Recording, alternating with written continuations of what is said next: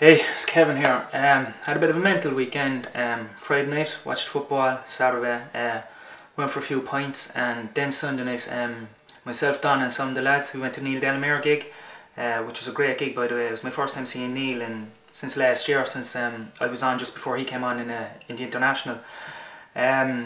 We brought the camera along with us. We were hoping to film some of the gig, but you know, his people wouldn't allow it, which was fine.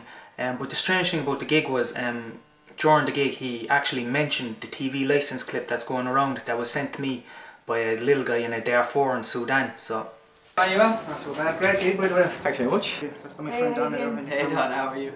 You mentioned that TV ad license thing in the Yeah, got an email like a yeah. Yeah, that's the one I got, alright. Yeah, it's the same one, isn't it? Yeah, the joke. Yeah. It's going around everywhere. But you see this kid with the yellow jersey on? Yeah. I think this is the guy that I got the email from. Now I still don't know if it's a scam or not, but... And he sent a second email specifically to you? He did. Well, I got it. I think it was like kind of by an accident, you know, so... Okay. To see how the first one might be a joke, but this is definitely not a joke. It's disturbing, like. It looks like one of the military got a hold of his phone and started filming. I haven't seen this one. I will be very tentative. It hasn't gone around. I think I'm the only one that got it. Suggested that something you don't know what's serious has going on happened there. God, who knows what happened to that kid? How long before you know what happened? I don't know. And how did you get into contact with him the first time? There was a link on the computer with this, and I got hold of a phone number. It was like a Cork phone number.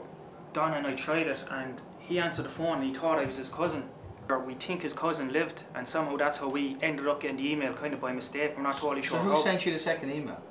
This was the second email I got through the same and you address. think it's the same fella? I think it's the same guy, yeah. Right? There were loads of other people who got this. So people from NGOs, people from the Red Cross, all that sort of stuff. Are they doing anything about this? Do they know if it's real? Or can you go to them and try and verify this? We've tried to get in touch with them already. We've done some videos on the web. We've asked people to help us. We don't really know what we're going to do, but you know, we're going to try our best, and you know, hope for the best anyway, that you know, we can help this guy. Progress he's making, or I mean, over there it's a war zone. It's, you know. So we met Neil the other night at the gig, which was great.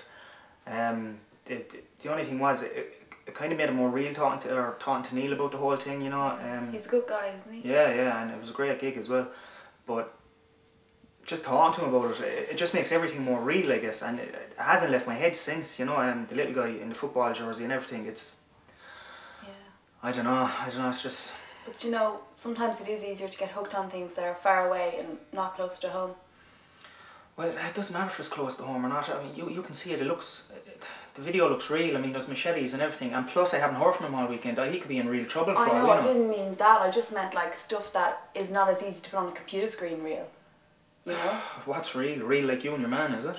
For God's sake, Kevin, you don't have to live your life on camera, you know.